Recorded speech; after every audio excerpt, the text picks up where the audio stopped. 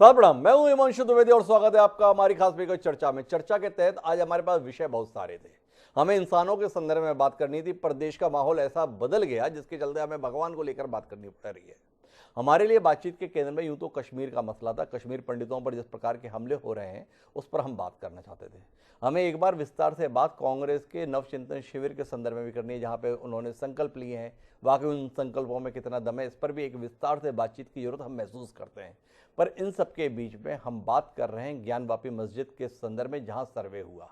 सर्वे के दौरान ये दावा आज हिंदू पक्ष के द्वारा किया गया कि वहां पर तो हमारी उम्मीदों से भी ज़्यादा साक्ष्य मिले, और साक्ष्य से भी ज़्यादा महत्वपूर्ण साक्ष्य इस रूप में मिला कि स्वयं आज बुद्ध पूर्णिमा के दिन बाबा विश्वनाथ स्वयं प्रकट हो गए। ये बताया गया कि वहाँ पे जो वजू के लिए जो तालाब बना हुआ है, उस तालाब में शिवलिंग साक्षात खड़ा हुआ है। ये दावा हिंदू पक्ष की ओर से किया गया, और केवल दावा नहीं किया गया, तुरंत फुरत में अदालत में भी पहुंचा गया। अदालत में मांग की गई कि इसे तुरंत संरक्षित किया जाए, सुरक्षित किया जाए, और अदालत ने भी अपने आदेश में किसी शिवलिंग के संदर्भ में स्पष्ट उल्लेख करते हुए निर्देशित किया कि जाइए और तुरंत इसको संरक्षित कीजिए। अब कुल मिलाकर कल एक विस्तृत रिपोर्ट सर्वे टीम के द्वारा दायर की जानी है अदालत में। बनारस के अदालत के अंतर्गत इस पर बातचीत होगी, सुनवाई होगी। लेकिन इससे भी महत्वपूर्ण बात यह है कि जो कमेटी इस मस्जिद की देखरेख करती है, उसने इस सर्वे के खिलाफ सुप्रीम कोर्ट में याचिका दायर की हुई है, और उस पर कल सुनवाई होनी है। वहां पर एक अलग किस्म से मांग की जा रही है, सर्वे को रोकने की मांग की जा रही है। और अब चूंकि सर्वे हो चुका है तो उम्मीद ये जाहिर की जा रही है कि जो सर्वे कमेटी के द्वारा रिपोर्ट तैयार की जाएगी उसे सार्वजनिक होने से रोका जाए। सवाल इस बात के हैं इस पूरे घटनाक्रम के तहत कि आखिर देश तय क्या करना चाहता है, किस रास्ते पर जाना चाहता है। 1947 को यह देश धर्म के आधार पर विभाजित हुआ। एक बना पाकिस्तान, दूसरा बना भारत। पाकिस्तान के संदर्भ में इस्लाम उसका आधार था, वहीं भारत के संदर्भ में एक वर्ग ऐसा महसूस करता है कि जब धर्म के आधार पर विभाजन था तो हिंदुओं के लिए हिंदुस्तान अर्थात भारत, और मुसलमानों के लिए पाकिस्तान। लेकिन उस समय जिन लोगों का जनता के बीच में प्रभाव था, जिनके कहने को जनता मानती थी, उन लोगों की मान्यता यह थी कि नहीं, भारत के संदर्भ में एक धर्म विशेष को महत्व नहीं दिया जा सकता है। हम धर्मनिरपेक्ष हैं, अर्थात हम सभी धर्मों का सम्मान करेंगे। और उसके तहत भारत में यह आश्वासन भी अल्पसंख्यकों को दिया गया कि अगर आप यहाँ रह रहे हैं तो निश्चिंत होकर रहिए, ये देश आपका भी उतना है जितना बहुसंख्यकों का है। लेकिन बदली हुई परिस्थितियों में ऐसा महसूस होता है कि देश एक अलग राह पर चलना चाहता है। देश अपने अतीत के गौरव को पलटना चाहता है। देश अपने अतीत के पन्नों को सामने देखना चाहता है। इस समय जिस वर्ग का जनता के बीच में प्रभाव है, वो बार बार इस बात को रेखांकित कर रहा है कि इस देश के असल इतिहास से जनमानस को वंचित रखा गया इरादतन। इस देश की संस्कृति के संदर्भ में जड़ों को काटने की कोशिश की गई इरादतन। और इसी के तहत ये सारे मसले हैं। मसला केवल अयोध्या के संदर्भ में नहीं है, बाबरी के संदर्भ में नहीं है, ज्ञानवापी के संदर्भ में नहीं है, या काशी के संदर्भ में नहीं है, या मथुरा के संदर्भ में नहीं है। दरअसल पूरा मसला इस बात को लेकर है कि जो हमारे धार्मिक स्थान हिंदुओं के संदर्भ में, सनातन धर्म के संदर्भ में, उनको पहचाना जाए और उनको पुरानी शक्ल में वापस लाया जाए। वहीं इसके उलट एक वर्ग कहता है कि जो हो गया उसे भूल जाइए, अब जो है इसको खराब मत कीजिए। देश के सम्मुख और भी कई मसले हैं जिस पर बात की जा सकती है। देश के सम्मुख समस्याएं हैं, महंगाई है, बेरोजगारी है, परस्पर भाईचारा है, जिन मसलों पर बात करने की, काम करने की जरूरत है। तो आज हम इन सारे मसलों को सामूहिक रूप से लेकर बात करेंगे। हम जानने की कोशिश करेंगे कि अगर आज ज्ञानवापी मस्जिद जैसा दावा है कि वाकई बाबा विश्वनाथ प्रकट हो गए हैं, वहाँ पर उनकी मौजूदगी है, तो इसके साथ हमारी समस्याओं का समाधान हो जाने वाला है, या हम एक नई समस्या की ओर बढ़ने वाले हैं। क्या कुछ बदलेगा इस पूरे घटनाक्रम के चलते, इस पर हम बात करेंगे। इस सिलसिले को शुरू करें। कई खास मेहमान हमारे साथ इस चर्चा के लिए जुड़ रहे हैं, उनसे आपका परिचय भी कराएं। लेकिन उससे पहले जरूरत है कि हम आज के विचार के संदर्भ में जाएं। हमारा आज का विचार बहुत स्पष्ट तौर पर यह कहता है कि एक जाति दूसरी को म्लेच्छ समझती है, एक मनुष्य दूसरे को नीच समझता है। इससे बढ़कर अशांति का कारण क्या हो सकता है? महान साहित्यकार हुए हजारी प्रसाद द्विवेदी, उन्होंने ये विचार दिया था। ये विचार मानवता के संदर्भ में, मनुष्य होने के संदर्भ में है। हमारे यहाँ शास्त्रों में कहा गया मनुर्भव, आशीर्वाद देते हुए कहा जाता है मनुर्भव। मनुर्भव कहने का आशय है कि ये शरीर मिल गया, इसका अर्थ नहीं है कि आप मनुष्य हो गए। मनुष्य के संदर्भ में जिस संवेदना की, जिस उदारता की, जिस संस्कारशीलता की अपेक्षा की जाती है, कि एक इंसान दूसरे इंसान से प्यार करे, उस प्रकार का भाव आपके अंदर पैदा हो, वो संस्कृति हमारी रही। और उसी के तहत बुजुर्गों ने हमें आशीर्वाद देते हुए कहा मन और भाव कि देह तो मिल गई पर आप विचार से, कर्म से मनुष्य बने। और इसी विचार को हम अपने जहन में रखते हुए इस चर्चा को आगे बढ़ाते हुए समझने की कोशिश करते हैं कि ये मंदिर मस्जिद की चक्कर में, झगड़े में कहीं हम मनुष्य बनना तो नहीं भूल रहे हैं। ये हमारे जहन में कहीं ना कहीं होना चाहिए। बहरहाल हमारी इस चर्चा का हिस्सा बनने के लिए बाबा गुंजन दास जी हैं, धर्मगुरु हैं, अयोध्या से हमारे साथ जुड़ रहे हैं। हमारे साथ में शमशेर खान पठान जी हैं, मुस्लिम एक्टिविस्ट हैं, दोनों हमारे साथ जुड़े हैं। और भी कई खास मेहमान हमारे साथ जुड़ेंगे तो उनसे आपका परिचय कराएंगे। पर शुरुआत बाबा गुंजन दास जी से करें उससे पहले इस मसले पर जो प्रतिक्रियाएं हमारे पास में एक बार उन्हें सुन लेते हैं। हमने तो कहा ना, जिन खोजा तिन पाइया गहरे पानी पैठ, इसी में आप लोग सब समझ लीजिए। और फिर से करेंगे, बाबा मिल गए, जिसकी हम मतलब इतिहासकार, ब्रिटिश इतिहासकार कहा करते थे, जिनको ये कहा गया। इसमें तिलभांडेश्वर पार्क मंदिर का दर्शन किसने किया है? बस प्रतिरूप। इससे ज्यादा क्या साफ करें हम? इससे ज्यादा साफ क्या करें? काला पत्थर। ये हम नहीं कह रहे हैं, पुरातत्व विभाग आया। जब मैं 20, 19, 20, 21 साल का था तो बाबरी मस्जिद को मुझसे छीन लिया गया। अब हम वही 19, 20 साल के बच्चों की आंखों के सामने दोबारा मस्जिद को नहीं खोएंगे इंशाअल्लाह ताला। तुम्हारे दिल फरेब और हथकंडों से हम जान चुके, तुम्हारे हथकंडों को। मस्जिद है और रहेगी इंशाअल्लाह ताला सुबह क़यामत तक। ज्ञानवापी मस्जिद थी और जब तक अल्लाह दुनिया को कायम रखेगा मस्जिद रहेगी इंशाअल्लाह ताला। तो याद रखो, मस्जिदों की हिफाजत पहले हमको अपनी महल्लों की मस्जिदों को आबाद रख के रखना। अगर हम अपने महल्लों की, गांव की मस्जिद को आबाद रखेंगे तो ये शैतानी ताकतें जो ललचाई नजरों से हमको अपनी तहजीब से महरूम करना चाहती हैं, इनको पैगाम मिल जाएगा कि अब दोबारा मुसलमान भारत का मस्जिद खोने को तैयार नहीं है। देखिए, ये बड़े अफसोस की बात है कि जहां बीजेपी सरकार लोगों को रोजगार नहीं दे पा रही है, महंगाई आसमान को छू रही है, हमारे मुल्क के जो असासे हैं वो बेचे जा रहे हैं, तो ऐसे में लोगों को देने के लिए कुछ भी नहीं है। इसलिए लोगों का ध्यान हटाने के लिए उनको मुसलमानों के पीछे लगाया जा रहा है। उसमें मुसलमानों की मस्जिदें हैं, उसमें ताजमहल की बात हो रही है, दूसरी तीसरी बातें हो रही हैं। मस्जिदें बनी हुई हैं, किले बने हुए हैं, ताजमहल बना हुआ है, उनको बिगाड़ना चाहते हैं, उनके पीछे पड़े हुए हैं। इससे कुछ हासिल नहीं होगा। ये हिंदू मुस्लिम को लड़ाना चाहते हैं, आपस में झगड़ा कराना चाहते हैं। अगर इनमें दम है तो ताजमहल जैसे, जो इस किस्म के हमारे पुराने लाल किले जैसे, तो उनको मंदिर बना के दिखा दे। फिर देखते हैं कितने लोग इस मुल्क। तो कुल मिलाकर तीन अलग अलग विचार हमारे साथ साझा हुए। एक, हमारे साथ में सोहनलाल जी थे जो बता रहे थे जिन खोजन तिन पाइयां मिल गए बाबा विश्वनाथ। दूसरी बात हमारे साथ में माननीय ओवैसी साहब कह रहे हैं कि जब तक अल्लाह ताला कायम रखेंगे इस दुनिया को, कयामत तक ये ज्ञानवापी मस्जिद कायम रहेगी। और तीसरी तरफ महबूबा मुफ्ती हैं जो कह रहे हैं कि कुल मिलाकर मंदिर मस्जिद ही करा सकते हैं और कुछ होने वाला नहीं है। मेरे साथ में बाबा गुंजन दास जी हैं। बाबा गुंजन दास जी, मेरे 2-3 सवाल आपके साथ में हैं। एक तो ये कि ज्ञानवापी मस्जिद के संदर्भ में सर्वे की टीम आज गई। सर्वे की टीम के संदर्भ में ऐतिहासिक पृष्ठभूमि सभी को पता ही है, लगातार कोर्ट कचहरी का चक्कर चल रहा है, तो इसलिए उस पर ज़्यादा बात करें उससे बेहतर है कि जो पाया गया उसके संदर्भ में बात करें। तो ये बताया जा रहा है कि आज पूर्णिमा के दिन बाबा विश्वनाथ का प्रकटीकरण हो गया, मिल गए बाबा विश्वनाथ वहाँ पर। आपसे जानने में मेरी दिलचस्पी है कि अगर बाबा विश्वनाथ वहाँ पाए गए हैं तो हम इतने सालों से जहाँ पर जल चढ़ा रहे हैं वो किसके हैं? ये बात मेरे जहन में दोपहर से कौंध रही है। मैंने सोचा कि धर्मगुरु के तौर पर जब आप मिलेंगे तो पूछूंगा और समझने की कोशिश करूंगा कि बताया तो ये जा रहा था कि ये बाबा विश्वनाथ जी हैं। माननीय नरेंद्र मोदी जी ने अभी उस मंदिर का पूरा पुनर्निर्माण भी करवाया जो अहिल्या भाई होलकर के द्वारा बनवाया गया था। तो थोड़ा स्पष्ट करें, लोग भ्रमित हैं। अगर बाबा विश्वनाथ मस्जिद के अंदर बंद थे तो फिर जाके हम जल के नहीं चढ़ा रहे थे। इसी से शुरू करते हैं।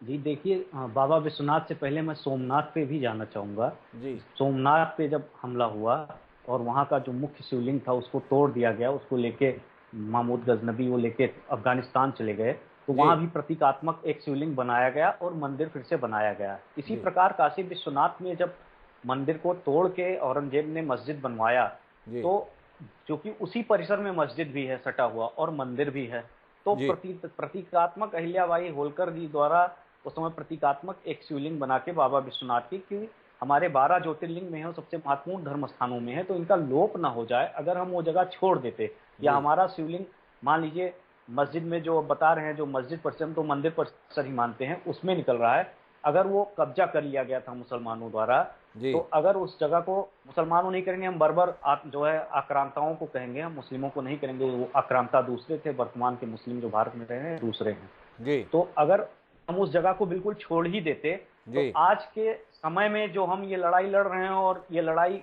पूरी तरीके से मैं आशान्वित हूँ कि ईश्वर की कृपा से हम जीतेंगे भी, जी तो हम कैसे अगर उस जगह को ही छोड़ के भग जाते और उस वहां प्रतीकात्मक भी बाबा विश्वनाथ का शिवलिंग न बनाते, उस परिसर में है तो उसी परिसर में, वो जी काशी का कण कण पवित्र है, और काशी पूरा शिव जी के जो है त्रिशूल पे बसा हुआ है कहा जाता है, तो हम प्रतीकात्मक शिवलिंग वहां स्थापित कर दिए बगल में, तो वो भी विश्वनाथ भगवान जैसे ही उनकी प्रतिष्ठा थी, वो विश्वनाथ भगवान के रूप में ही माना जाता था, और विश्वनाथ भगवान का वहां आह्वान किया गया कि आप इनमें स्थापित हों और सबका कल्याण करें। जी अब विषय ये आ रहा है कि वहां जल क्यों नहीं चढ़ाया जाता था, इस जी विषय का, इस प्रश्न का उत्तर आप स्वयं जानते हैं। आज के परिप्रेक्ष्य में जब साक्ष्य भी, अभी हालांकि प्रमाणिक मेरे पास कोई जानकारी नहीं है, लेकिन जैसे मीडिया में और सब जगह चर्चाएं आ रही हैं, आज जब साक्ष्य भी मिल गए हैं और शिवलिंग भी मिल गए हैं, अगर हम चाहें कल जल चढ़ाना, या हम 1 महीने बाद, या शायद बिना न्यायालय के आदेश के आए बिना हम 1 साल में भी चाहें तो जल नहीं चढ़ा सकते हैं। आप ये अच्छी तरीके से जान रहे हैं, क्योंकि विवाद उत्पन्न हो जाएगा। हिंदू हमेशा सहनशील रहा है, हिंदू ने सभी संस्कृतियों को, सभी सभ्यताओं को, सभी पंथ को अपने यहाँ समाहित किया है, सभी को उचित स्थान दिया है, लेकिन जिनको दिया गया वही जब हम ही लोगों का अस्तित्व छीनने पे आ गए, तो लड़ाई पे हम लोग आ गए। पहली इस्लाम की मस्जिद केरल में हिंदू राजा ने दी थी जमीन, और हिंदू राजा ने बनवाई थी। अब इसके बाद अब मैं ओवैसी जी पे भी आना चाहूंगा, या और आपका कोई प्रश्न हो तो उसका मैं उत्तर दूं। नहीं, नहीं मैं तो तो मैं आपसे ये ओवैसी जी की समझना बात पे मेरा पहले तो आपसे समझना ये है कि कुल मिलाकर हम ले जाना कहाँ चाहते हैं देश को। हमारे पास पहले ही मंदिरों की बहुत भरमार है, उनकी व्यवस्थाओं को लेकर पहले ही संकट है। हम आज़ादी के 75 साल बाद क्या इस संकल्प के साथ जाएं कि एक एक मस्जिद को खोद कर देखेंगे और ये तय करने की कोशिश करेंगे इस मस्जिद की बुनियाद में कोई मंदिर तो नहीं है, और अगर मंदिर है तो इस मस्जिद को ढा के हमें नए मंदिर बनाने हैं। कुल मिलाकर हम जाना कहाँ चाहते हैं? आप धर्मगुरु के तौर पर हमारे साथ में हैं, समझना ये चाहता हूँ कि कुल मिला के जाना कहाँ चाहते हैं। अगर एक काम चल रहा था, आप बोल रहे हैं कि प्रतीकात्मक तौर पर बाबा विश्वनाथ वहाँ मौजूद थे और उन पर जल चढ़ा रहे थे, पूजा अर्चना हो रही थी, बगल में लोग नमाज पढ़ रहे थे, तो कुल मिलाकर एक सद्भाव बना हुआ था, दोनों पक्ष का काम चल रहा था।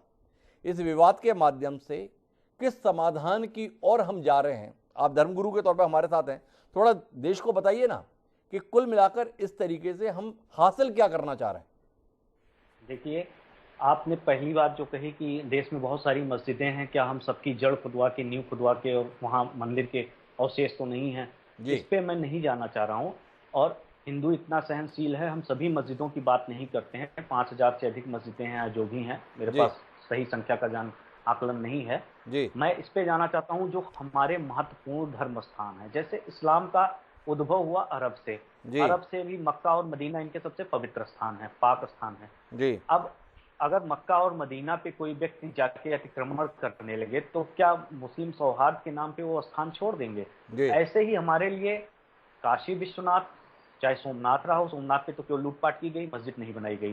जी कृष्ण जन्मभूमि मथुरा में, श्री राम जन्मभूमि अयोध्या में, ये मंदिर की सामान्य मंदिरों की बात नहीं है। जी काशी विश्वनाथ में 12 ज्योतिर्लिंग में, 12 ज्योतिर्लिंग में महत्वपूर्ण स्थान श्री विश्वनाथ जी का है, जी बहुत महत्वपूर्ण धर्म स्थल है हिंदुओं का। जी अयोध्या में श्री राम जन्मभूमि जी बहुत ही महत्वपूर्ण है, क्योंकि भगवान राम की जन्मभूमि, हर व्यक्ति की जन्मभूमि एक ही होती है, मदरलैंड उसकी। जी कृष्ण मथुरा में कृष्ण जन्मभूमि। हम उन स्थानों की बात कर रहे हैं, हम उन स्थानों की सबकी बात नहीं कर रहे हैं। बाकी आप आए दिन कहीं ना कहीं देखिए, न्यूज में निकलता रहता है, कोई कब्र तोड़ी गई, कोई मजार तोड़ी गई, उसके नीचे मूर्तियां निकली। मैं उस पर नहीं जान रहा हूँ, आप ले लीजिए उसको रखे हुए, लेकिन जो कम से कम हमारे महत्वपूर्ण धर्म स्थान है, धर्मस्थल जो हैं, हमारे महत्वपूर्ण उनको धर्म स्थान है स्वतः उन्हें कम से कम बख्श दीजिए, उन्हें हमारे हवाले कर दीजिए। ये बात बाबा गुंजन दास कह रहे हैं, पर बाबा गुंजन दास की सुन कौन रहा है? लोग तो ताजमहल को भी मंदिर बनाने के लिए प्रयत्नशील हैं, कुतुब मीनार को इस संदर्भ में भी विष्णु स्तंभ या ध्रुव स्तंभ के तौर पर मान्यता दिलाने के लिए प्रयत्नशील हैं। और एक लंबी फेहरिस्त हमारे पास में है, चाहे वो धार भोजशाला के संदर्भ में हो, चाहे भद्रकाली के संदर्भ में हो, एक लंबी फेहरिस्त है। लेकिन इन सबके बीच में मेरे साथ कई और मेहमान भी जुड़ गए हैं। हरीश श्रीवास्तव जी हमारे साथ जुड़ गए हैं, जो भाजपा के प्रवक्ता हैं। हमारे वाराणसी के संवाददाता धर्मेंद्र चौबे जी भी जुड़ गए हैं। इन सबके बीच में मैं शमशेर खान पठान साहब के पास जाना चाहता हूँ, और पठान साहब से ये जानना चाहता हूँ कि कुल मिलाकर सच के सामने आने से इतना डर मुस्लिम समुदाय को क्यों लग रहा है? पहले सर्वे को रोकने की कोशिश, सर्वे रोक पाने में सफल नहीं हो रहे हैं तो अब उस रिपोर्ट को साझा करने के संदर्भ में रोकने की कोशिश। आपसे जानना चाहता हूं शमशेर साहब, भय किस बात का है, आशंका किस बात की है, डर किस बात का है, ये जानने में दिलचस्पी हमारी। आपका नजरिया। हिमांशु जी, मुसलमान किससे डरता नहीं है जी अपने मजहब को मानता है या मानता रहेगा। जी ये आप मत बोलिए डर किस बात का है। दूसरी बात है कि आपको बता दूं मैं कि आजादी के बाद में फौरन एक एक्ट बना था, और उस एक्ट में ये साफ तौर से लिखा है जी कि आजादी से पहले और आजादी तक के जो रिलीजियस स्ट्रक्चर जो है वो वैसे ही रहेंगे। अगर मस्जिद है तो वो आखिर तक मस्जिद रहेंगी, मंदिर है तो मंदिर रहेंगे। ये एक एक्ट है, ये कानून है, ये जी आजादी के बाद बना हुआ कानून। जी अब उसके बाद में भी अगर ये दावे की जा रहे हैं और कोर्ट उसको इंटरवेन कर रही है, तो अभी क्या कह सकते हैं हम कोर्ट को भी इसके अंदर, जबकि ऐसे सब जो दावे हैं इसे आउट रिजेक्ट कर देना चाहिए। इससे देश का शांति बिगड़ेगी जी हिंदू मुस्लिम तनाव बढ़ेगा। और आपको पता है सेंट्रल गवर्नमेंट बीजेपी गवर्नमेंट है, आरएसएस के इशारे पे चल रही है। उनका मतलब ये है कि देश में ये दंगे फसाद होते रहे और ये हिंदू वोट को पोलराइज करे। ये देश के लिए अच्छा नहीं है। ये एक सिविल राइट की पोजीशन तैयार कर रहे हैं। एक सिविल राइट होंगे भारत में, इसकी तैयारी कर रहे हैं। अरे इतने मंदिर पड़े हुए भाई, आपको उसकी मस्जिद में क्यों जाना आपको है? और बाबा वहां मिल जा रहे हैं आपको। सब प्लांटेशन हो रहा है। आर्कियोलॉजिकल सर्वे का रिपोर्ट भी जो है वो उन्हीं के फेवर में आने वाला है। आप कितनी मस्जिदें तोड़ोगे? आप कितनी मस्जिदें तोड़ेंगे? मेरा एक सवाल है पठान साहब, आपने बड़ा महत्वपूर्ण टिप्पणी दो तीन की। एक आपने बताया कि भाजपा का तो काम ही यह है, कितना ये कुछ तोड़ेंगे। तो आपको भाजपा से शिकायत है, इन हिंदू धर्म गुरुओं से शिकायत है, देश के संदर्भ में आपकी चिंताएं हैं। क्या ओवैसी के संदर्भ में भी आपकी इतनी ही नाराजगी है, जो बोल रहे हैं कि कयामत तक कायम रखेंगे, छोड़ेंगे नहीं? इस भाषा के साथ में हैं क्या आप शमशेर खान जी? किस भाषा के साथ? जो ओवैसी जी की भाषा है उस भाषा के साथ आप नहीं, मैं उनसे सहमत नहीं हूं। उनका बात करने का तरीका, उनका बोलने का अंदाज मुझे पसंद नहीं आया जी। जो बात है वो सबमिट करके कानून के दायरे में कर जाना चाहिए। आपने जो वीडियो क्लिप दिखाया मुझे, उनकी भाषा मुझे पसंद नहीं आई। तो शमशेर जी एक ईमानदार बात कह रहे हैं, कम से कम ये लहजा तो स्वीकार नहीं हो सकता है, लेकिन हमारी बातचीत एक अलग मुकाम पर पहुंच रही है। और इसके लिए हरीश श्रीवास्तव जी के पास जाना इसलिए जरूरी है कि इस पूरे मसले के पीछे लोग भाजपा को देखते हैं, भारतीय जनता पार्टी को देखते हैं। यह आक्षेप लगता है कि भारतीय जनता पार्टी धार्मिक भावनाओं को उभार कर सामाजिक और आर्थिक मसले पर अपनी विफलताओं पे पर्दा डालने की कोशिश करती है। तो हरीश श्रीवास्तव जी मेरे साथ में भारतीय जनता पार्टी के प्रवक्ता हैं। दो बातें कही गई इसके अंदर। एक तो आप विभिन्न मोर्चों पर विफल हैं, इसलिए इसी मसले पर अपनी सफलता की कहानी लिखना चाहते हैं।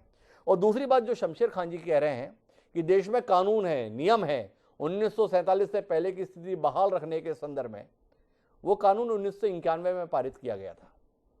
आपने कानून बदला नहीं, और यहाँ पे धार्मिक स्थलों के जो इतिहास है उन्हें बदलने की कोशिश में लग गए। हरीश श्रीवास्तव जी, आपकी टिप्पणियां दोनों आक्षेपों के संदर्भ में। जी हिमांशु जी नमस्कार जी। देखिए, ये तो एक चलन सी बन गई है जी कि आप कोई भी कार्य हो उसके पीछे भारतीय जनता पार्टी को आरोपित करिए। जी। वो शमशेर खान साहब हों चाहे हमारे विपक्षी दल के मित्र हों जी।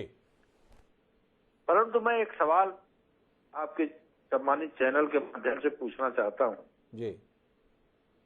और कुछ जवाब जो आपने, जो इन लोगों के आरोप हैं कि साहब हर मोर्चे पे विफल है सरकार जी। आप मुझे बताइए कि कोविड जैसी महामारी में जिस तरह से भारत ने उसको फेस किया जी। और जिस तरह से दुनिया के अनेक मुल्कों, सैकड़ों मुल्कों की मदद की, जी वो हम क्या फेल रहे? जी आज जो वैश्विक उपस्थिति है, जो वैश्विक धरातल पे भारत का नेतृत्व है, जी उसकी जो उपस्थिति है, उसका जो मान स्वाभिमान है, जिसके कारण भारत का मान स्वाभिमान और गौरव बढ़ा है, वो चाहे वो अगर इस नेतृत्व ने दुनिया के देशों में जब संकट आया, जब भारतीय निकाले गए, तो उनके साथ वो कोई विभेद रहा क्या कि हिंदू और मुसलमान बच्चों का कोई विभेद किया हो? जी अभी यूक्रेन का ही संकट आया था, या इस तरह के अनेक मामले जब सीरिया का मसला आया था, या अन्य जब भी ये सब संकट खड़े हुए इस तरह के, तो जी। क्या भारतीय नेतृत्व ने कोई विभेद किया क्या?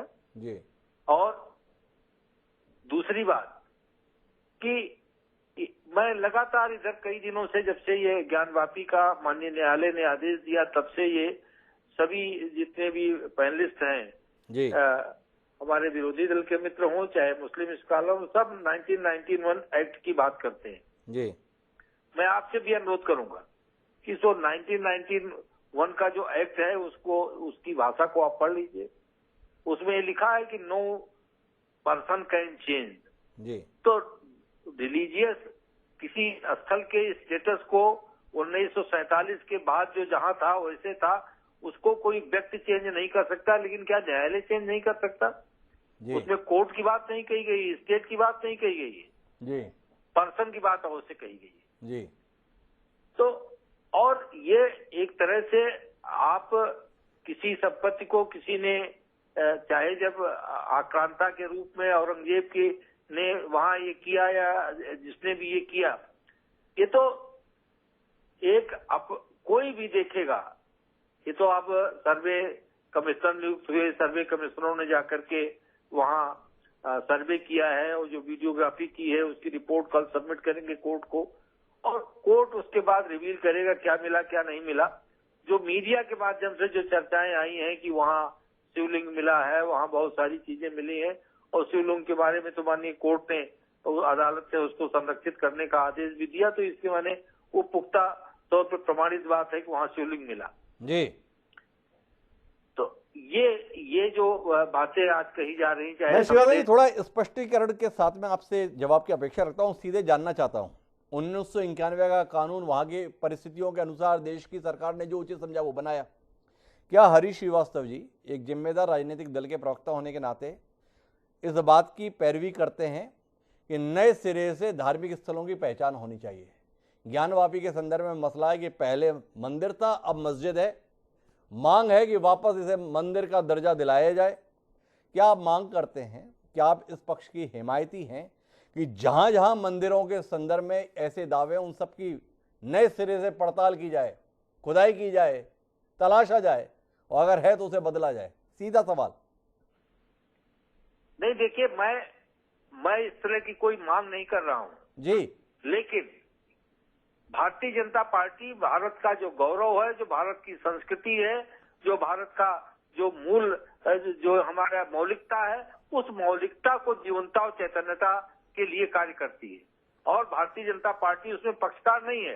भारतीय जनता पार्टी ने ये मुकदमा नहीं दायर किया है जी लेकिन ये जो लोग आरोप लगाते हैं, एक तो वो आरोप सारे निराधार हैं, और भारतीय जनता पार्टी जो न्यायालय का आदेश है, जो भी न्यायालय का आदेश होगा उसको क्रियान्वित कराने में या उस आदेश की, हरीश जी कुल मिलाकर हमसे गोल गोल बात कर रहे हैं। हरीश जी कतई ये नहीं कह रहे नहीं हम ये चाहते हैं, और बाकी खड़े भी हैं कि हाँ ऐसा कुछ हो जाए। बड़े अजीब सी स्थिति है। लेकिन मेरे पास में दो खास मेहमान जुड़े हैं। एक हमारे साथ में मुन्नालाल यादव जी हैं, जो उपाध्यक्ष हैं बार एसोसिएशन वाराणसी के। इस पूरे मामले में उनकी भी सक्रिय भागीदारी है। उनसे समझना ये चाहता हूँ यादव साहब, जो ये सर्वे कार्य था इसके संदर्भ में शर्त ये थी कि इस की जाएगी, मीडिया में नहीं की जाएगी। तय ये भी हुआ था कि रिपोर्ट कमिश्नर के द्वारा सीधे कोर्ट में दाखिल की जाएगी। पर हिंदू पक्ष के द्वारा दबे छुपे नहीं बल्कि सीना ठोक के बताया जा रहा है कि अरे आज तो बाबा विश्वनाथ साक्षात प्रकट हो गए, मिल गए हैं, अब कोई विषय नहीं है। और हद ये है कि अदालत के आदेश में भी शिवलिंग शब्द का इस्तेमाल किया गया है, और इसी के चलते सारा बवाल है। थोड़ा आप वस्तु स्थिति, कानूनी स्थिति पर प्रकाश डालेंगे?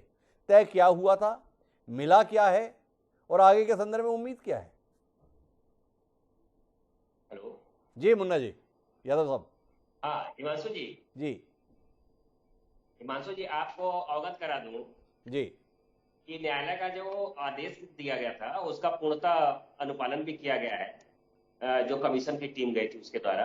जी और चीजें ये आई कि जब कोई तथ्य और कोई प्रमाणिक साक्ष्य अगर मिल रहे हैं तो उसके बारे में कोर्ट की कमीशन की रिपोर्ट के पहले उसको संरक्षित करने के लिए और उसको सुरक्षित करने के लिए जी न्यायालय में प्रार्थना पत्र देना वादी पक्ष का अपना अधिकार था और उन्होंने दिया, जी और उसका संज्ञान न्यायालय ने लिया है और उसमें शिवलिंग शब्द का इस्तेमाल करना उनके लिए आवश्यक था। प्रार्थना पत्र जिन्होंने दिया उनके लिए भी आवश्यक था, और जिन्होंने न्यायालय ने जो आदेश दिया है जी उसको संरक्षित और सुरक्षित करने का ये भी आवश्यक था, जी क्योंकि चीजें जब तक डिस्क्लोज नहीं होंगी तो सुरक्षा किसकी होगी। जी जी, अगला सवाल पूछा हिमांशु जी।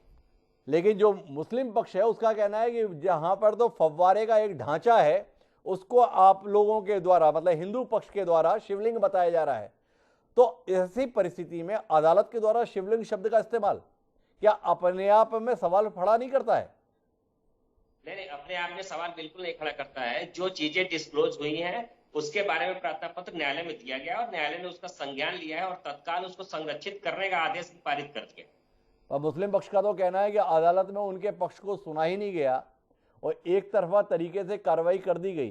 क्या आपको नहीं लगता है कि जिस प्रकार से कमेटी उच्च न्यायालय और सर्वोच्च न्यायालय के दरवाजे खटखटा रही है, आज की ये प्रक्रिया, आज की ये हड़बड़ाहट, आज की ये जल्दबाजी कहीं ना कहीं इस प्रक्रिया को बाधित करेगी? यह आशंका बतौर कानूनविद आपके जहन में नहीं आती कि थोड़ा जल्दबाजी कर दी है? हिमांशु जी, कमीशन की कल रिपोर्ट दाखिल हो जाएगी जी और प्रतिवादी पक्ष को जो कुछ भी कहना होगा जी वो न्यायालय के समक्ष रख सकते हैं, कह सकते हैं। आज जो प्रार्थना पत्र दिया गया था शिवलिंग को संरक्षित करने के संदर्भ में, तो इसमें प्रतिवादी का कहीं कोई रोल नहीं बन जाता है।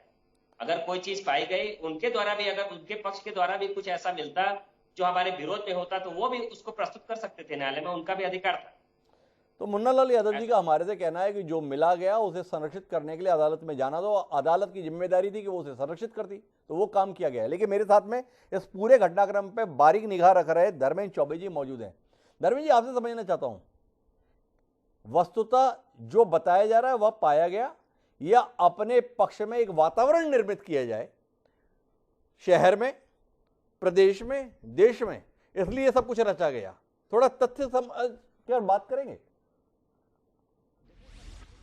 बताना चाहूंगा, जब ज्ञानवापी की बात हो रही थी, जब सर्वेक्षण का न्यायालय ने पहली बार आदेश दिया तो उसको लेकर जिस तरीके से प्रतिरोध अवरोध चालू हुआ और कमीशन की कार्रवाई रोकी गई, पहला तो वही भी ये लगा कि कहीं न कहीं कुछ ऐसे अवशेष है जिसको लेके प्रतिवादी पक्ष द्वारा विरोध किया जा रहा है ताकि उसका जो हकीकत है वो खुलकर सामने ना आ सके। लेकिन जब दोबारा कोर्ट सख्ती से कार्रवाई, कोर्ट ने सख्ती से आदेश जब दिया कि न्यायालय में जिस तरीके से न्यायालय के आदेश है उसका अगर अनुपालन नहीं होता है तो सख्ती से पालन कराते हुए जो तहखाने की बात हो रही थी, पूर्वी, पश्चिमी, उत्तरी और दक्षिणी छोर की जो श्रृंगार गौरी है, जिसकी बात पूजा और अर्चन की गई थी, जो मेन याचिका थी वो श्रृंगार गौरी की गई थी जो ज्ञानवापी परिक्षेत्र में आती है और वो साल में एक बार पूजा होती है। उस परिक्षेत्र की सर्वे रिपोर्ट, कमीशन कोर्ट का एक रूल सर है कि जब तक कमीशन की पूरी कार्रवाई, जब तक किसी लॉर्ड लैंड का पूरा कार्रवाई नहीं होता है, कोई कोर्ट कमिश्नर नियुक्त नहीं होते हैं और उसकी रिपोर्ट सबमिट नहीं होती है, तब तक उसकी जो न्यायिक जो कार्रवाई है वो आगे नहीं बढ़ती है। लेकिन कहीं न कहीं जो प्रतिवादी पक्ष हैं उनके द्वारा लगातार विरोध किया गया। लेकिन जब न्यायालय खत्म हुआ और उसके बाद जब कार्रवाई प्रारंभ हुई, जिस तरीके से वादी सोहन लाल बाहर आकर बयान मीडिया के सामने देते हैं कि 2.5 फीट चौड़ा और 6 फीट लंबा शिवलिंग मिल गया है, हर हर महादेव के नारों से काफी उसी समय गूंजने लगी, तो कहीं न कहीं स्थिति स्पष्ट हो जाती है। पहली चीज। दूसरी चीज, जो सूत्रों के हवाले से सर खबर है कि मस्जिद के पश्चिमी और पूर्वी तरफ जो दीवारें थी खुली थी 1993 में, उस समय 29 साल 4 महीने 10 दिन बाद सर वो आज खोला गया है तहखाना तीनों। उस समय तत्कालीन डीएम कौशल चंद्र थे, उन्होंने उस समय चाय, चूड़ी और कोयले की 3 दुकानें हुआ करती थी जिसको हिंदू चलाते थे और उसको उन्होंने उस समय लॉक करवाया। उसके बाद से ज्ञानवापी परिक्षेत्र का पूरा किले से घेराबंदी कर दिया गया। तो कहीं न कहीं कुछ चीजें ऐसी निकल कर आई हैं और अस्पष्टता दिख रही, क्योंकि पहले दिन, दूसरे दिन, तीसरे दिन की जो कार्रवाई हुई उसमें जो वादी पक्ष है उनके चेहरे पे कहीं न कहीं जो मुस्कुराहट बता रही है, इससे तो यह स्पष्ट होता है कि कुछ न कुछ ऐसी चीजें हैं, कुछ ऐसे राज हैं जो उसमें अभी दफन है और वो कोर्ट की रिपोर्ट सबमिट होने के बाद ही, कोर्ट की रिपोर्ट होने के बाद ही सच सामने आएगा। लेकिन मैं जाना चाहता हूं बाबा गुंजन दास जी के पास, लेकिन इस पूरी बातचीत के चलते पहले मुझे जाना है शमशेर खान जी के पास। शमशेर जी, जिनका सच के प्रति आग्रह होता है, जिनकी सच का सामना करने का साहस होता है, वो किसी भी प्रकार के प्रक्रिया के संदर्भ में संदेह नहीं करते, खासतौर पे जब वो अदालत के संदर्भ में हो। जब से ये मांग उठ रही है तब से मुस्लिम पक्ष लगातार इसके विरोध में है, सर्वे के विरोध में, सर्वे की कार्रवाई के विरोध में है। क्या ये अपने आप में संदेह पैदा नहीं करता है? क्या ये अपने आप में नहीं बताता आप इनका कर रहे हैं, हम डरते नहीं है? अगर डर नहीं है तो सर्वे करने से रोकने की कोशिश लगातार क्यों है? हिमांशु जी, मैं अगर आपके घर में आके आपके घर की तोड़फोड़ करूंगा और मैं कहूंगा कि घर मेरा था और इस घर में मेरे पूर्वजों की प्रॉपर्टी नीचे दफन है और मैं आपके घर को तोड़ना शुरू करूंगा, आप बहुत खुश हो जाएंगे उसके लिए। आप इसमें तोड़फोड़ की बात कहां से आ गई शमशेर साहब? विषय विवाद में है, विषय के संदर्भ में यह सवाल है कि इस जगह पे मंदिर को तोड़कर मस्जिद बनाई गई और अभी भी ऐसे चिन्ह मौजूद हैं जो इस बात की पुष्टि करते हैं कि यह पहले मंदिर था। ये सवाल है और इसके अंदर कोई तोड़फोड़ की बात नहीं है, किसी भारी आदमी की बात नहीं है। इस देश की कानून व्यवस्था के तहत अदालत के संरक्षण में परीक्षण की बात है। उस परीक्षण को भी रोकने की कोशिश लगातार हुई। 1998 में याचिका लगी। अभी जब रागी सिंह और बाकी 5 महिलाओं ने 18 अगस्त 2021 को याचिका लगाई, तब से लेकर लगातार रोकने की कोशिश हुई। 26 अप्रैल 2022 को अदालत ने आदेश दिया सर्वे के संदर्भ में। ईद के बाद 6 मई को सर्वे कराने के लिए गए। 500 से ज़्यादा मुसलमान इकट्ठे होकर उसे रोकने की कोशिश किए। 6, 7, 8 मई द्वंद्व चला। आखिरकार कोर्ट को कड़ा फैसला लेते हुए दोबारा से इस सर्वे के लिए निर्देश देना पड़ा। ये पूरी प्रक्रिया है।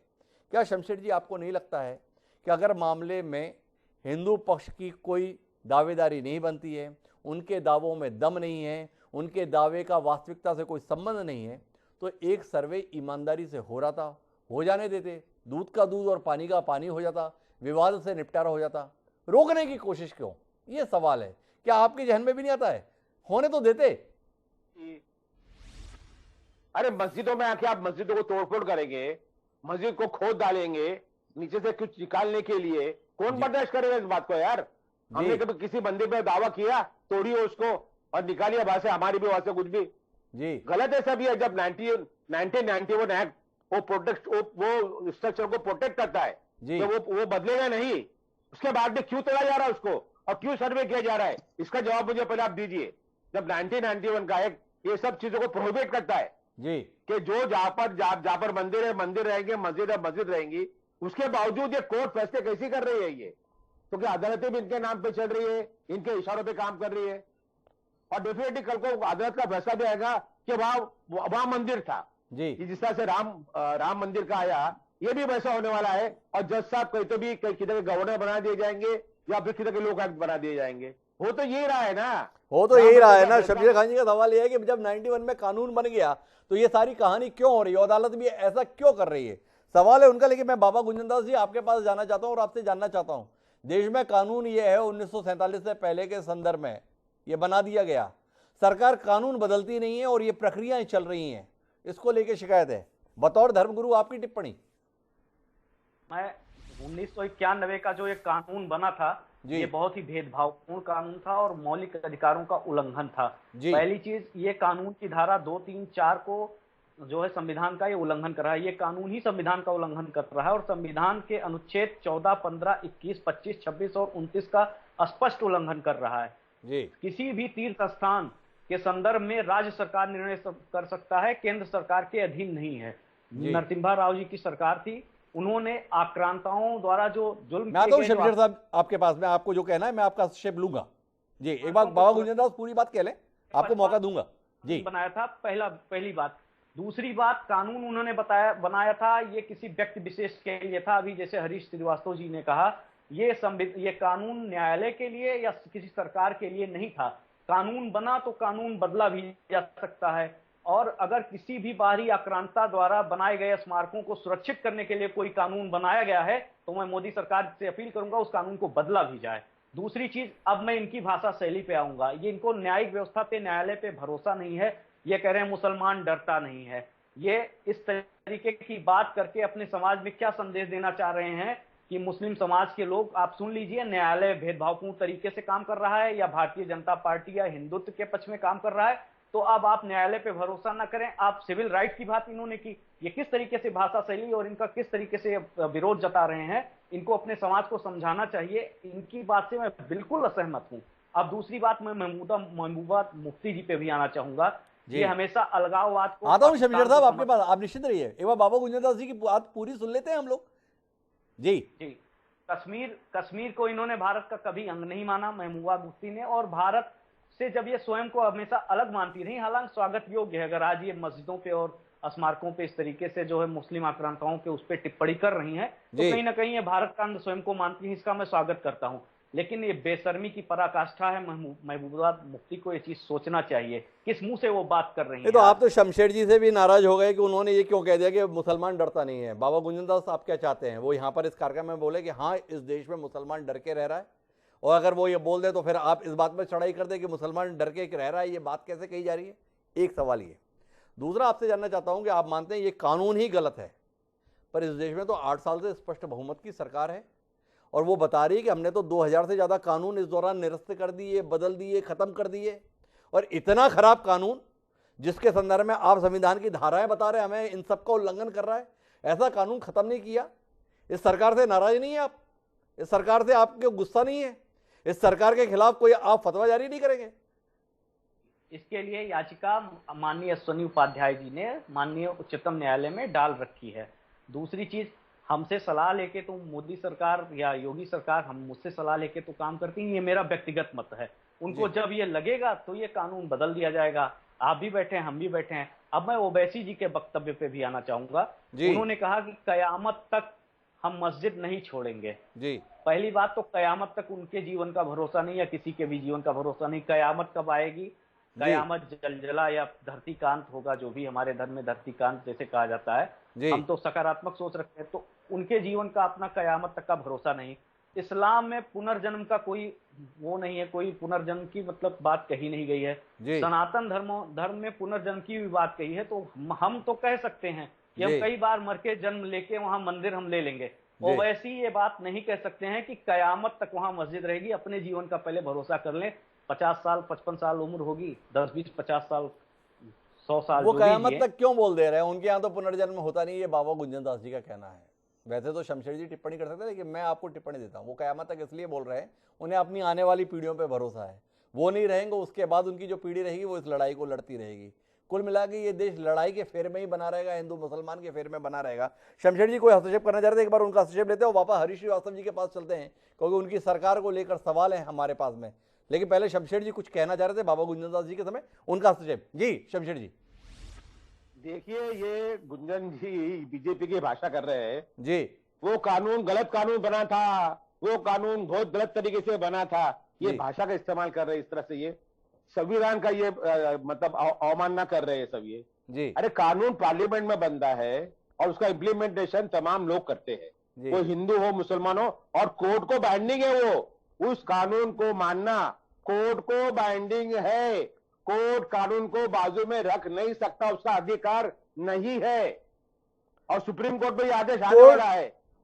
शमशेर जी की पूरी दलीलें इस बात पर हैं कि आखिर इस देश में एक कानून है, और उस कानून के रहते हुए इस प्रकार के कार्य को अंजाम कैसे दिया जा रहा है। मुझे जाना तो हरीश श्रीवास्तव जी के पास था, लेकिन चूंकि कानून के संदर्भ में इतना जोर दे दिया गया है शमशेर जी के द्वारा, तो बेहतर होगा कि मैं मुन्ना लाल यादव जी के पास जाऊं और जिनसे जानने की चेष्टा करूं कि वो भी गैर कानूनी कार्य में शामिल क्यों हो रहे हैं, और अदालत भी कानून के विपरीत जाकर इस प्रकार का आचरण क्यों कर रही है। थोड़ा मुन्ना लाल जी आप स्पष्ट करेंगे? मैं शमशेर जी की बातों का जवाब दे रहा हूं। जी। सबसे पहली बात तो उनको बता दूं कि उन्होंने अभी थोड़ी देर पहले कहा कि सरकार के हिसाब से कोर्ट काम कर रही है। जी। इसका मैं जवाब उनको देना चाहता हूं कि हिंदू, मुस्लिम, सिख, ईसाई सारे धर्म के लोग हमारे देश में रहते जी। हैं और सारे लोगों को न्यायिक कार्य पर और न्याय प्रणाली पर विश्वास करना पड़ेगा और लोग करते ही हैं। जी। और जो न्यायिक प्रक्रिया है वो कभी रॉन्ग नहीं होती, वो संविधान के अनुसार चलती है, कानून के हिसाब से चलती है। 1991 के एक्ट का जहां तक उन्होंने हवाला दिया है कि जो जैसे मंदिर है, मस्जिद है, जो जैसे है वो रहेगा, इस बात का भी उन्होंने उल्लेख किया है। उसका भी मैं जवाब दे देता हूं कि कोर्ट में अगर कोई अर्जी पड़ती है, कोर्ट को समझ में आता है कि उस पर संज्ञान लेना चाहिए, उस पर कार्रवाई करनी चाहिए, तो कोर्ट को यह पूर्णतः अधिकार है कि वो काम कर सकती है। सेंट्रल गवर्नमेंट का कानून हो या राज्य सरकार का कानून हो, उसके कानून से ऊपर कोर्ट का कानून चलता है और कोर्ट को जैसा लगेगा वैसा करेगी। कोर्ट की प्रक्रिया में या न्यायिक प्रक्रिया में किसी तरीके का कोई भी व्यक्ति अगर संदेह उठाता है तो ये कोर्ट का अवहेलना है और ये मैं माफी चाहूंगा मुन्ना लाल जी, कोर्ट ना हुआ क्या खुदा हो गया?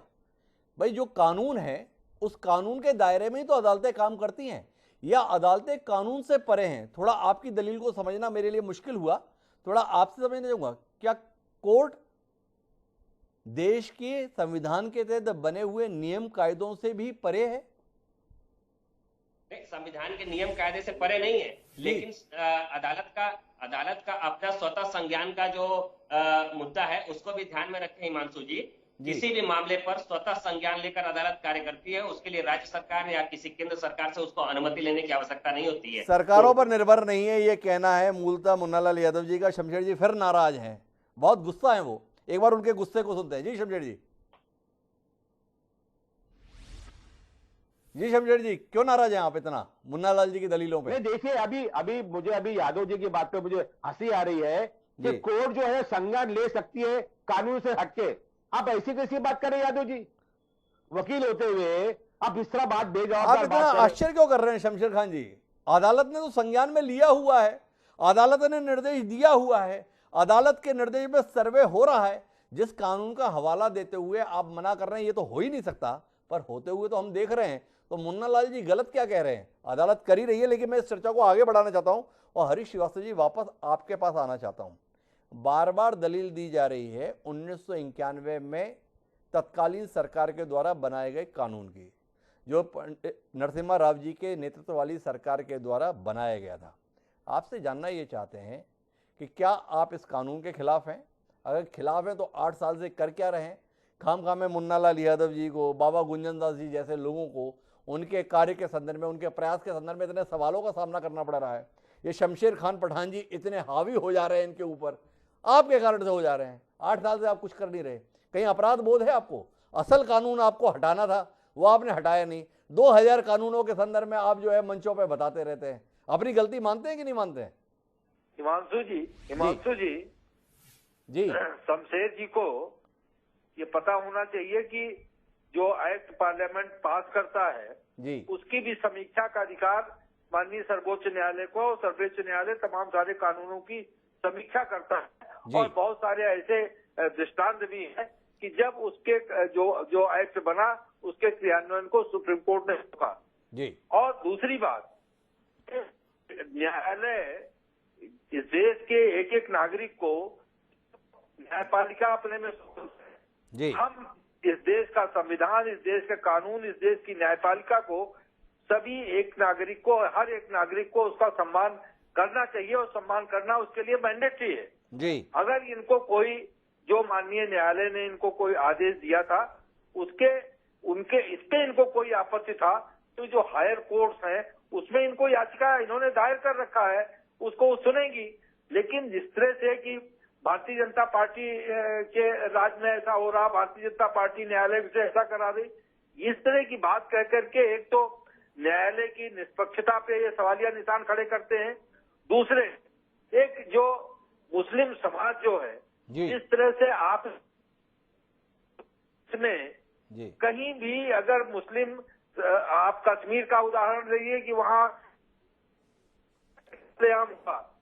और कोई भी देश के मुस्लिम समाज से लोग विरोध में खड़े होते और आवाज उठाते।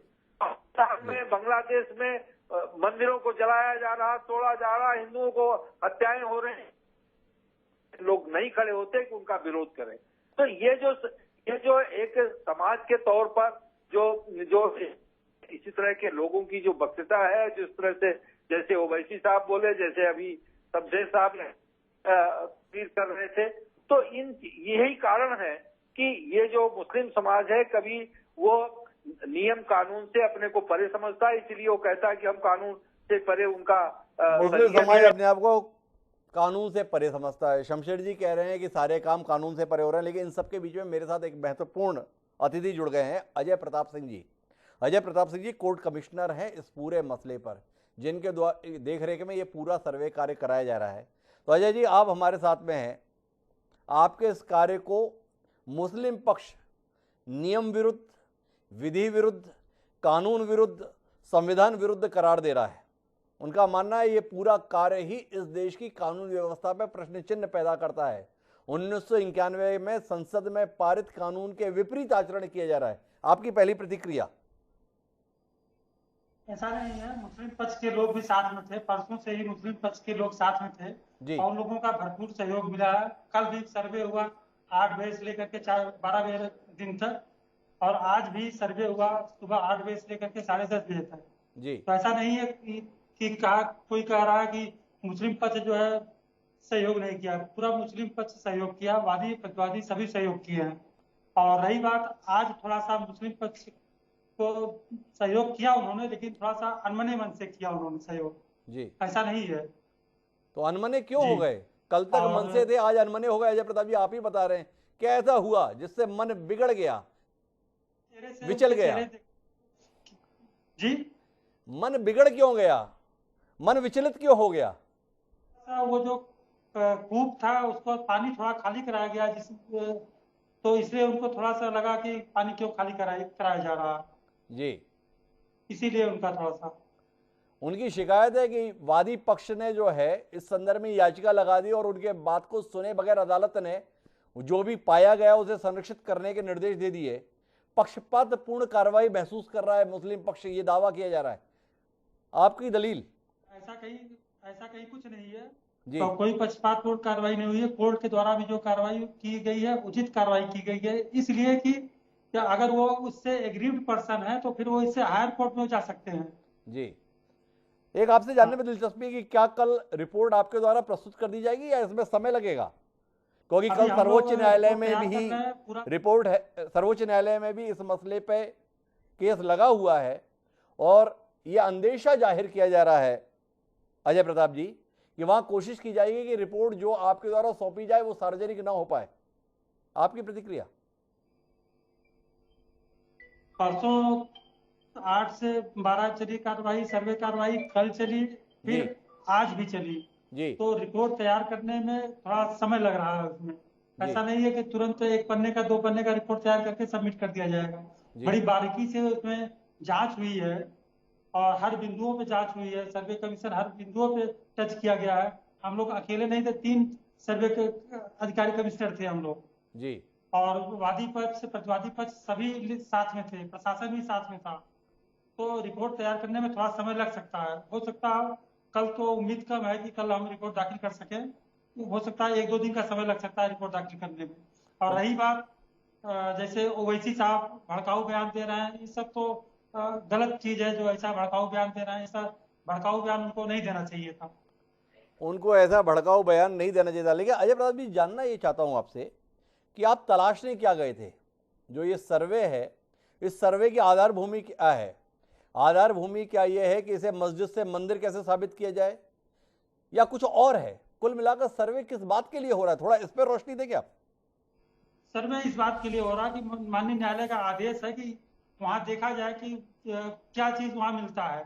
जो तहखाने थे उसके अंदर क्या है, या जो मस्जिद जिसको कह रहे हैं विपक्षी, उसके अंदर क्या है।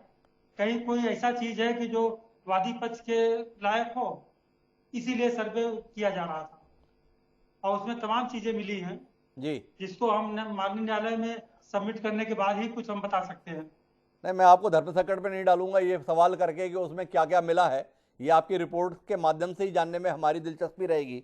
लेकिन आपसे जो मूल बात समझने की वो ये है कि हमारे साथ में शमशेर खान पठान जी हैं। वो कह रहे हैं कि ये स्वीकार कैसे हो सकता है, कल को आप मेरे घर में आए और मेरे घर में तोड़फोड़ चालू कर दें कि आपका घर किस पे बना है, कैसे बना है, ऐसे इजाज़त कैसे दी जा सकती है? तो आपसे जानने में दिलचस्पी है मेरी, अजय प्रताप सिंह जी, क्या क्या आपने तोड़ा वहां पे, क्या क्या फोड़ा, क्या क्या खोदा, क्या क्या आपने वहां पे हटाया, ताकि शमशेर जी जिस बात से नाराज हैं, गुस्सा हैं, उसका कारण का वास्तविक पता चल सके। कोई चीज नहीं तो तोड़ा गया, न कोई चीज अपने जगह से हटाया गया।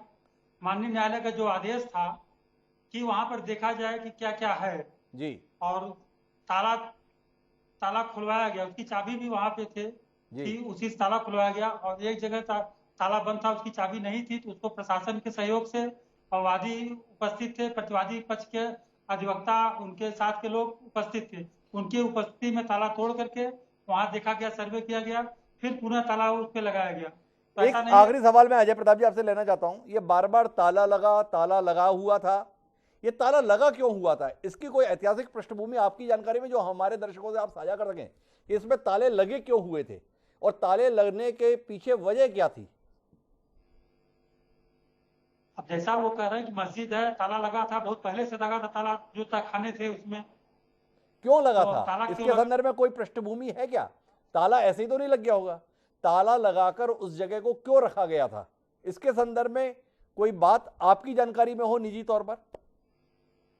मेरी जानकारी में सब कुछ है, लेकिन कुछ हमारे सामने बाध्यता है, कुछ कानूनी बंदिश है जिससे मैं उसको डिस्क्लोज नहीं कर पा रहा हूँ।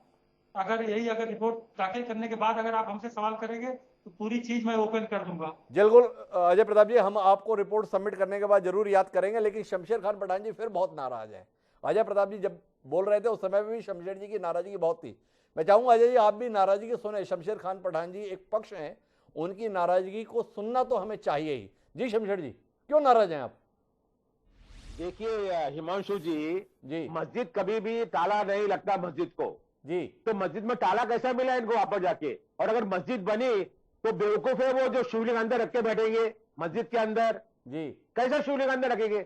अगर कभी आक्रांताओं ने अगर उसको तोड़ के मस्जिद बनाई तो शिवलिंग क्यों रखेंगे अंदर जी? इसका मतलब है कि शिवलिंग वहां प्लान किया गया है, वहां प्लान किया गया और बाबा मिले बोल के भाई चिल्ला दो और रिपोर्ट भेज दो। ये तमाशा बंद करो सब। ये तो कुल मिलाकर शमशेर जी का कहना है कि अगर हमने मस्जिद बनाई थी मंदिर तोड़ के तो हम वहां पर शिवलिंग लेकर बैठे क्यों हुए थे, निपटा दिए होते। ये तो सारा खेल किया गया है, ये कहना है। बहरहाल अदालत इस पर जाएगी, लेकिन मैं बाबा गुंजन दास जी आपके पास जाना चाहता हूं वापस, और आपसे समझना ये चाहता हूं, क्या आप इस बात की हिमायत नहीं करेंगे कि इस मसले से देश को उबरना चाहिए? क्या इस देश के सम्मुख बाकी जितने सवाल हैं उनके हल हमें मिल गए हैं कि हमें मंदिर मस्जिद के मसले पर हल कर खोजना है? एक सवाल। और दूसरा आपसे जानने में दिलचस्पी है कि कितनी मस्जिदों को मंदिर में तब्दील कर देने से आपको लगता है ये देश अपने खोए हुए गौरव को, अपने खोए हुए सम्मान को प्राप्त कर लेगा? जी, इस विषय में पहले भी मैंने कहा कि सारी मस्जिदों से कोई आपत्ति नहीं है, और देश के गौरव को पाने के लिए देश तो लगातार गौरव प्राप्त कर रहा है जी। जब से भी अभी बहरहाल पिछले सरकार में किसी पार्टी विशेष का नाम नहीं लूंगा, देश का लगातार पूरे विश्व में सम्मान बढ़ रहा है, चाहे विदेशी हो, सारी चीज को लेके। पौराणिक जो भारत है, जो हमारा भारत था, जिसको सोने की चिड़िया कहा जाता था, और जिसके बारे में चीनी यात्रियों ने, तमाम बाहरी लोगों ने वर्णन किया है कि भारत बहुत ही सुव्यवस्थित, बहुत सुसंस्कृत और बहुत समृद्ध देश था जी। हम उस भारत की बात करेंगे, उसमें हम उस भारत को पुनर्स्थापित करने के लिए हमारे जो मुख्य पौराणिक स्थल थे, जो धार्मिक स्थल थे, उनको पुनः उस रूप में लाना ही होगा। दूसरी चीज, आप सौहार्द की बात बाद में करते हैं, क्या सौहार्द का एक तरफा सौहार्द बनाने की जिम्मेदारी हिंदू पक्ष की है? हिंदू पक्ष तो हमेशा सौहार्दपूर्ण रहा है। अभी भी ज्ञान वापी मध्य पे, जैसे अभी ये मुस्लिम स्कॉलर शमशेर जी हैं, इन्होंने कहा कि किसी घर में घुस के आप तोड़फोड़ करो। अभी अजय सिंह जी ने भी स्पष्ट कर दिया कोई तोड़फोड़ नहीं हुई है। दूसरी चीज, आज न्यायालय ने जो इस पे फैसला दिया कि उस चीज को सुरक्षित कर दिया जाए, शिवलिंग को सुरक्षित कर लिया जाए, आदेश किया। अगर वो शिवलिंग है जी, अगर हमारे आपके बीच कोई विवाद है और उस क्षेत्र को सुरक्षित कर दिया गया, तो इसमें किसी पक्ष को नुकसान कहाँ है? उसमें कोई छेड़छाड़ न की जाए, कोई तोड़फोड़ न की जाए, एज वेल एज उसको सुरक्षित कर दिया जाए, तो इसमें मुस्लिम पक्ष को आपत्ति नहीं होनी चाहिए। दूसरी चीज ये है, शमशेर खान जी जो कह रहे हैं बार बार कि हमें निचली अदालतों पे और इन चीजों पे भरोसा, अदालत या न्यायालय पे भरोसा नहीं है। आपको न्यायालय पे अगर बाबू भरोसा आप नहीं है और सारी आपको- बात जो इतनी भी कह रहे हैं, आप संत हैं, एक स्पष्ट टिप्पणी की अपेक्षा आपसे रहती है। मैंने सीधा सवाल किया, भाई जब राम मंदिर और बाबरी मस्जिद का विवाद हुआ तो देश में एक बड़े वर्ग ने महसूस किया कि अब अदालत का फैसला आ गया, अब ये देश मंदिर मस्जिद के झगड़े से ऊपर उठकर बाकी चुनौतियों के संदर्भ में समाधान खोजेगा। ये देश इस बात की चिंता करेगा कि 80 करोड़ लोग एक कोरोना की महामारी क्या आई, अपने मेहनत की रोटी खाने के लायक नहीं रहे, सरकार को उन्हें 2 वक्त का राशन उपलब्ध कराना पड़ रहा है 2 साल से। शायद देश इसके संदर्भ में समाधान खोजेगा। देश इस बात को खोज पाएगा कि महंगाई की दर अब तक के इतिहास की सबसे ज्यादा क्यों बढ़ गई है, इसके संदर्भ में समाधान खोजेगा। ये देश शायद समाधान खोजेगा कि बड़े स्तर पर हमारे युवा बेकार है, बेरोजगारी हावी हो रही है, उनके लिए रोजगार के अवसर सृजित करेगा। पर हमने देखा राम मंदिर तो बनना शुरू हो गया, पर हम दूसरे मंदिरों के चक्कर में या मस्जिदों के चक्कर में जा रहे हैं। तो इसलिए आपसे सीधा सवाल यह है कि कितनी मस्जिदों की बुनियाद हिला दी जाए जिसके आधार पर यह देश उम्मीद करे, देशवासी उम्मीद करें कि अब इसके बाद हमारे संकटों के समाधान निकल आएंगे।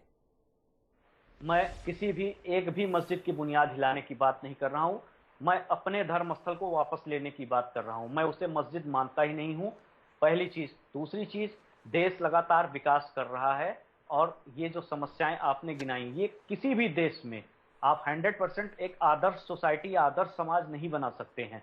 कुछ लोग बेरोजगार रहते हैं, कुछ लोग रोजगार जैसी जिसकी योग्यता है वो उस हिसाब से रोजगार उनको मिलता रहता है। ये एक सतत प्रक्रिया है जो निरंतर चलती रहती है। ये एक सतत प्रक्रिया है, लेकिन मेरा शमशेर खान पठान जी जो सवाल बाबा गुंजन दास जी से था वही सवाल आपसे भी है। आपको इस बात पर ऐतराज है कि ये सब लोग क्या कर रहे हैं, पर दुनिया में जब होता है तब आप लोग ऐसा ऐतराज क्यों नहीं करते? टर्की, जिसे तुर्की कहा जाता है, वहां पर एक दुनिया के आश्चर्यों में शुमार किया जाता है हागिया सोफिया, एक बिल्डिंग है। वो बिल्डिंग एक समय पर ऑर्थोडॉक्स चर्च थी।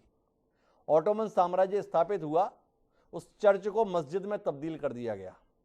कमाल पाशा के तौर पर एक क्रांतिकारी नेता तुर्की को प्राप्त हुए, उन्होंने उसे म्यूजियम में तब्दील कर दिया था 1934 में। वर्तमान राष्ट्रपति ने अर्दोगान ने उसे मस्जिद में तब्दील कर दिया। म्यूजियम का मस्जिद में तब्दील किया जाना, उस पर आपको ऐतराज नहीं हुआ, उसमें आपको शिकायत नहीं हुई, उसमें ओवैसी जी खुलकर कभी नहीं बोले। तो अगर आज बाबा गुंजन दास जी, हरीश श्रीवास्तव जी या एक वर्ग ये मांग कर रहा है कि हमारे खोए हुए धार्मिक स्थल हमें वापस चाहिए, तो फिर इतना गुस्सा क्यों, इतनी नाराजगी क्यों, इतनी आपत्ति क्यों? जी शमशेर खान जी, ये सवाल आपसे है। जी बिल्कुल। अभी देखिए हिमांशु जी, जब हमारे देश ने कानून बना दिया 1991 में कि किसी भी धार्मिक स्थल को बदला नहीं जाएगा जी, उसका स्टेटस वही रहेगा, ये कानून हमारा कानून है जी। जब ये कानून होते हुए फिर ये बखेड़ा क्यों खड़े किए जा रहे हैं? तो कुल मिलाकर शमशेर खान जी ने उत्तर दे दिया, अगर आपको देश को नई राह पर ले जाना है, अगर देश की वर्तमान हुकूमत ने या देश की बहुसंख्यक जनता ने तय कर लिया है कि हमें अपने 1947 के दौर में तय किए गए नियम कायदे कानून पसंद नहीं है, 1991 में बनाया गया कानून हमें भाता नहीं है, तो पहले इस कानून को बदला जाए। इस देश की हुकूमत के द्वारा ये देश किस रास्ते पर चलेगा ये स्पष्ट तौर पर देश को बताया जाए और उसके अनुसार ही फिर कदम ताल की जाए। तय कर लीजिए कितनी मस्जिदों के संदर्भ में ये पड़ताल की जाना उचित रहेगा, जिसके चलते मंदिर मस्जिद के झगड़े से हमें निजात मिल सके। अमृत काल चल रहा है देश की आज़ादी का, 75वां स्वतंत्रता दिवस मनाने के लिए हम अग्रसर हैं। क्या इस मौके पर हम देश को आश्वस्त कर पाएंगे कि इस देश की बुनियाद में मंदिर मस्जिद का झगड़ा था? 1947 खून से सना हुआ साल रहा था, क्योंकि हिंदू मुस्लिम के झगड़ों ने देश के कोई कोने को बख्शा नहीं था। उम्मीद करें कि आज़ादी का अमृत काल इस झगड़े से देश को निजात दिला देगा। कोई ऐसा फैसला सर्वसम्मति से बनेगा जिसके तहत तय हो जाए कि कुल मिला के कितनी मस्जिद और कितने मंदिर इस देश में सलामत रहने चाहिए। उम्मीद है हुकूमतें समय रहते कोई ऐसा फैसला लेंगी ताकि देश की ये आबादी इस झगड़े में अपने समय खराब ना करे। ये झगड़ा कुल मिलाकर देश को किसी और दिशा में ले जा रहा है। देश का गौरव वापस चाहिए, हुकूमत दमदार है, फैसला ले ले और देश को उस रास्ते पर ले ले। बहरहाल आप पांचों मेहमानों का बहुत बहुत धन्यवाद इस चर्चा का हिस्सा बनने के लिए, उस चर्चा का जिसमें निष्कर्ष के तौर पर साफ तौर पर कहने के लिए मेरे पास कुछ नहीं है। इसलिए नहीं है क्योंकि कुल मिलाकर हुकूमत को एक बार देश को स्पष्ट शब्दों में बताना ही होगा कि यह देश को किस रास्ते पर ले जाना है। अगर हिंदू राष्ट्र के रास्ते पर ले जाना है तो वो बात साफ होनी चाहिए, अगर पुरातन वाली रास्ते पर रहना है तो वो बात भी साफ होनी चाहिए। जब रास्ता साफ होगा तो इस प्रकार के विवाद से निजात निश्चित ही मिल जाएगी। और जहाँ तक रही बात आज के शेर की, तो हमारा आज का शेर इस विवशता को व्यक्त करते हुए कहता है कि उसको मजहब कहो या सियासत कहो, कि उसको मजहब कहो या सियासत कहो, खुदकुशी का हुनर तुम सिखा तो चले। कैफे आजमी ने जो ये लिखा है ना, ये इस देश के सियासतदानों के लिए है। इस देश के सियासतदानों को कुल मिलाकर जो उनके मन में है वो जुबान और व्यवहार दोनों में साफ तौर पर दिखाना चाहिए। क्या वो ऐसा कर पाएंगे, जानने में हमारा इंतजार है। बहरहाल अब मुझे दीजिए इजाजत, कल फिर मिलते हैं नए विषय के साथ, तब तक के लिए साथ बढ़ाओ।